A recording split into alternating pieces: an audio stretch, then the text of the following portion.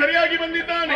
ಇದೇ ಪ್ರಸ್ತಾವವನ್ನು ಶುಭ ಮುಹೂರ್ತ ದೇವದೊಂದಿಗೆ ಮೊಳಗುವಂತಹ ಈ ಶುಭ ವೇಳೆಯಲ್ಲಿ ಲೋಕಗಂಟಕನಾಗಿ ಮೆರೆಯುವಂತಹ ಗುರುಳ ಮಹೇಶನ ಸಿಂಹವಾಹಿನಿ